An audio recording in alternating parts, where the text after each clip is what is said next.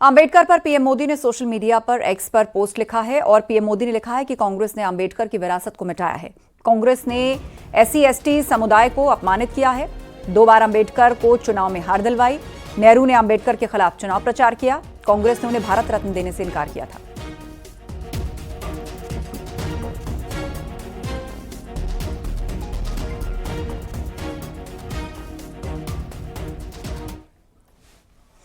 अंबेडकर पर अमित शाह के बयान को कांग्रेस ने मुद्दा बना लिया है, लेकिन कल राज्यसभा में यह बयान अमित शाह ने किस संदर्भ में दिया उसे भी समझना जरूरी है। आपको अमित शाह का पूरा बयान सुनवाते हैं।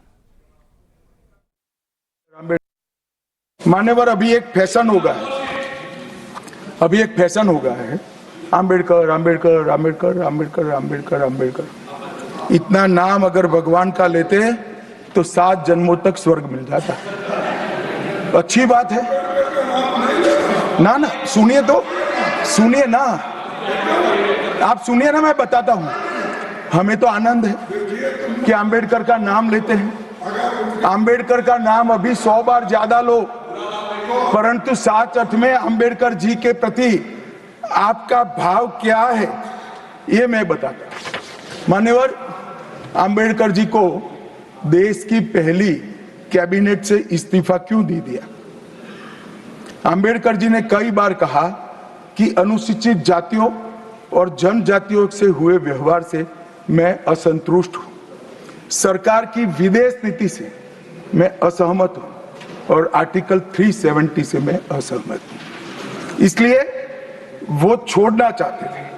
उनको आश्वासन दिया गया, आश्वासन पूरा नहीं हुआ।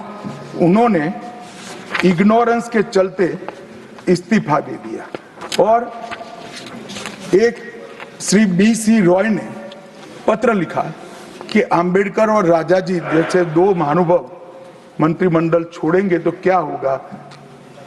तो नेहरू जी ने उनको जवाब में लिखा है, राजा जी के जाने से तो थोड़ा बहुत नुकसान होगा, अंबेडकर के जाने से मंत्रिमंडल कमजोर नहीं होता है। मान्यवर, ये विचार जो खड़गे जी कह रहे हैं ना, क्या आपत्ति है? जिसका विरोध करते हो उसका वोट के लिए नाम देना कितना उचित है? क्योंकि अब अंबेडकर जी को मानने वाले पर्याप्त संख्या में आ गए हैं, इसलिए आप अंबेडकर अंबेडकर कर रहे हो।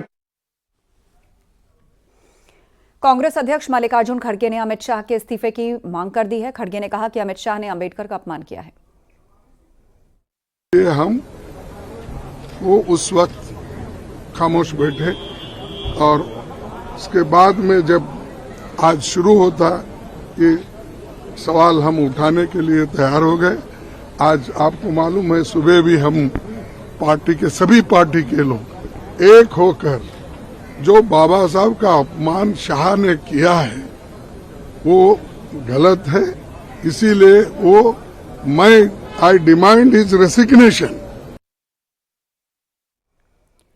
वहीं नेता प्रतिपक्ष राहुल गांधी ने भी अमित शाह के बयान को मुद्दा बनाया है। उन्होंने अमित शाह पर अंबेडकर का अपमान करने का आरोप लगाया। ये कॉन्स्टिट्यूशन के खिलाफ है। इन्होंने कहा, ये पहले ही कह रहे थे कि कॉन्स्टिट्यूशन को हम चेंज करेंगे। ये इसके खिलाफ हैं, अंबेडकर जी के खिलाफ हैं, उनकी विचारधारा के खिलाफ हैं। इनका पूरा का पूरा काम अंबेडकर जी ने जो किया और जो कॉन्स्टिट्यूशन है उसको खत्म करने का है। इधर अंबेडकर के मुद्दे पर सरकार भी बेहद आक्रामक हो गई है। संसदीय कार्य मंत्री किरेन रिजिजू ने कहा कि कांग्रेस बार बार अंबेडकर का नाम लेकर पुराने पाप धोने की कोशिश कर रही है।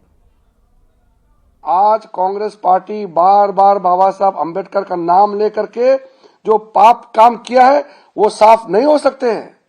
कांग्रेस पार्टी ने बाबा साहब भीमराव अंबेडकर को जिस तरीके से तरपाया, अपमानित किया, वो हजारों साल तक भी कांग्रेस पार्टी वो पाप को साफ नहीं कर सकते हैं। और आज बाबा साहब का तस्वीर लेके घूमते हैं, वो शर्म आना चाहिए। और गृह मंत्री जी ने बड़े डिटेल में बताया कल कि मोदी जी ने किस तरीके से बाबा साहब का लेगेसी को आगे ले गया। संविधान दिवस मनाने का प्रक्रिया 2015 में मोदी जी ने शुरू किया और आगे जाकर के जो 5 तीर्थ स्थल के बारे में ब्रीफली मैं नाम बताता हूं। जहां जन्म हुआ मऊ में, मध्य प्रदेश में, वो भी भारतीय जनता पार्टी का सरकार का समय बना के अब मोदी जी के नेतृत्व में और विकसित किया जा रहा है। ये बाबा साहब का अपमान करने वाली पार्टी आज मजबूर हुई है, क्योंकि नरेंद्र मोदी जी ने बाबा साहब के 5 तीर्थ स्थान बनाए। बाबा साहब का नाम स्वर्ण अक्षरों में लिखा जाने लगा है, लोग बाबा साहब का नाम लेने लगे हैं, तो मजबूर